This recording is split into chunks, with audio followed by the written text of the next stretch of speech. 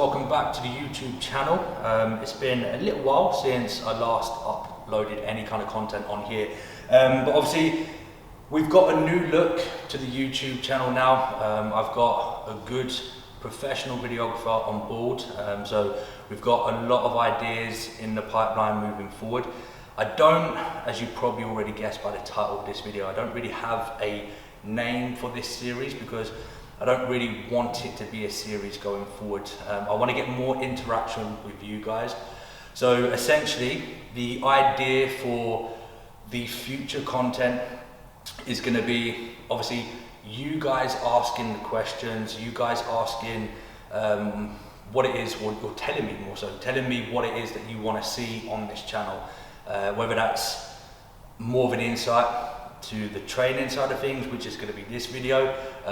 If you want more information on what I do on a regular day, whether that's a business side of things, the eating side of things, because I know a lot of people enjoy watching bodybuilders eat food, which is weird. So yeah, we've got a load of ideas in the pipeline, but I also want you guys to interact with me and suggest things, because whatever it is that you want me to show on this channel, that's exactly what I want to do. So that's the objective.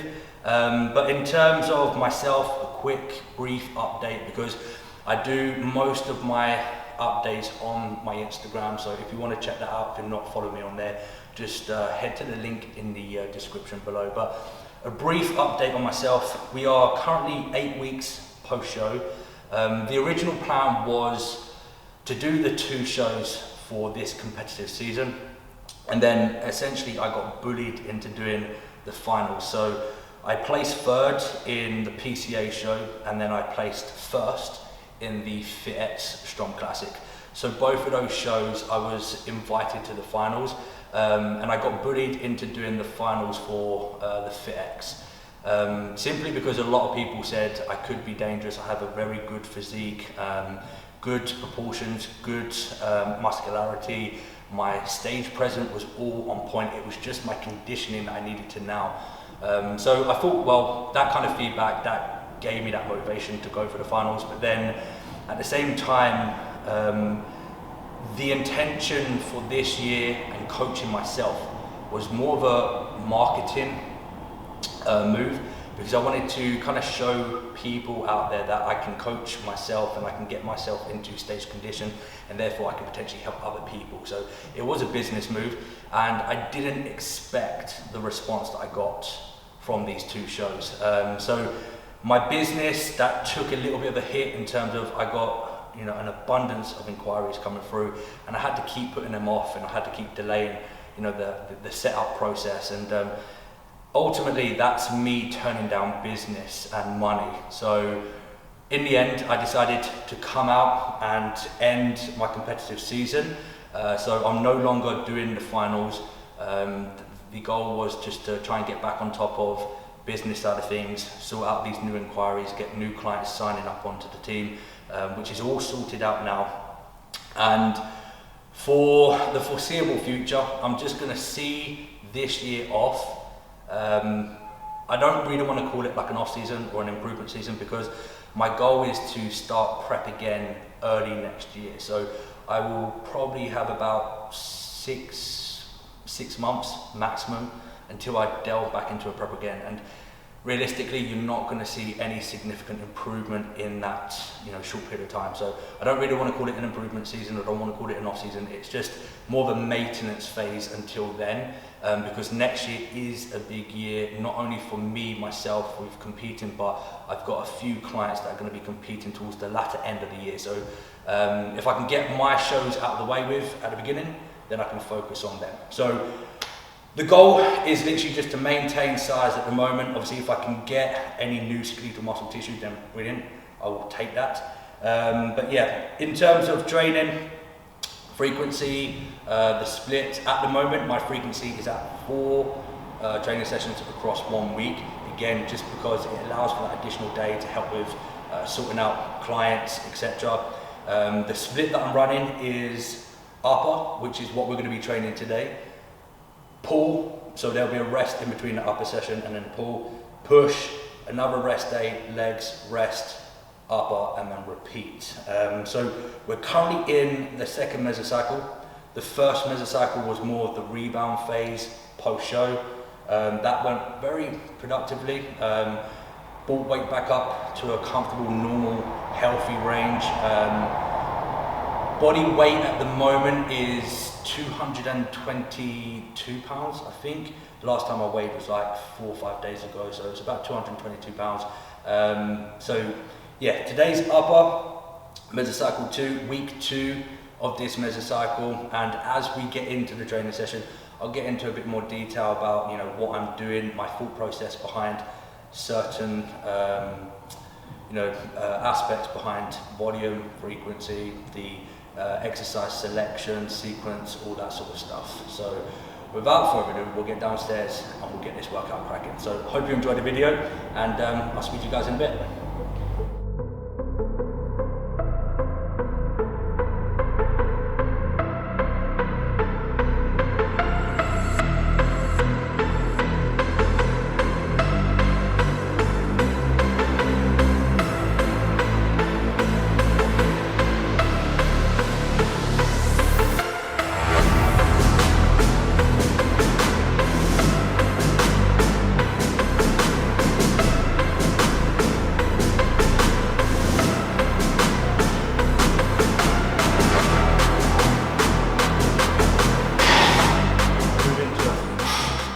Feeder set now. So people misconstrue that with a feeder set. To me, I like to term it a feeler set. So essentially I'm just getting a feel for the load, and also I'm potentiating before I go into my actual working set. And potentiation is just, in layman's terms, trying to make the nervous system more efficient before I go into the actual working set itself, so then things are firing more efficiently in terms of the fibers that we're trying to innovate, trying to get those muscle fibers to contract. Getting that feeder set in first of all, that gives me that ability just to get a feel for everything, and just it prevents injuries. And then when I go into the working set, I know I have control of that load, because sometimes your logbook might say one thing. So your logbook might say, right, I've got 70 kilos that I need to get today for 4 or 5 reps. But any kind of variable, whether that's internal or external, can change things. So although the logbook might say one thing, going into the session, you just might not have that capacity to get that number done. So doing these feeder sets can just try and like gauge where you are, whether you need to, you know, potentially pull back a little bit, or, you know, you do have that capacity to go up in the load, whatever it may be.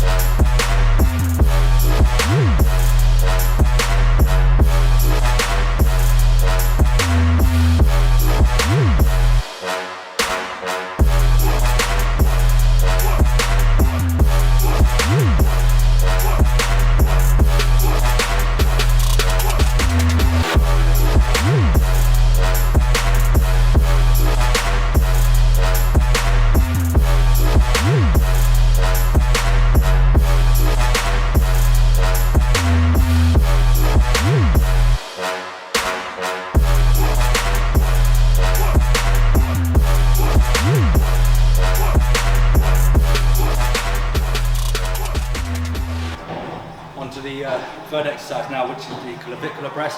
So essentially this is just emphasizing on those clavicular fibers, just to bring up the overall like development of my upper chest, which has a weak link in my chain. So essentially a lot of people like to term it the top line. This is when we're pertaining to anterior delt, clavicular fibers, medial delt, the overall top line of a physique. For me, my weak point is that overall like fullness and development in the upper pec. So this third exercise, we're going to do a 2 rest pause extension set.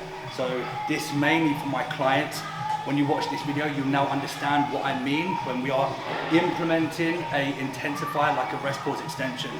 So we'll do 1 standard set, we then have an extension failure point set, and then an additional failure extension point on top of that.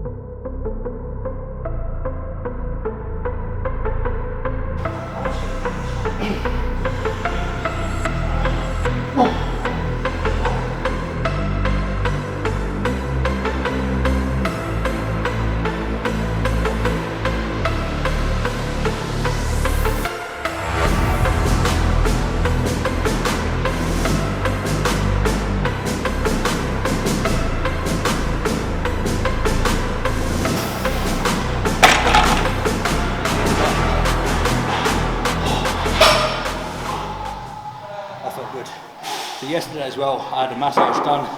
I forgot about. I've been having some issues with my right lat, and it's just not been firing efficiently. But on that, it just went boom on the warm-up set, and it reminded me about the massage that I had yesterday. So I have to be a little bit precautious going into the actual working sets because it's a little bit tender. But in terms of the efficiency of the contraction, it feels 10 times better in the right lat now. But hopefully we can get some more growth in this right lat because it's a little bit lopsided.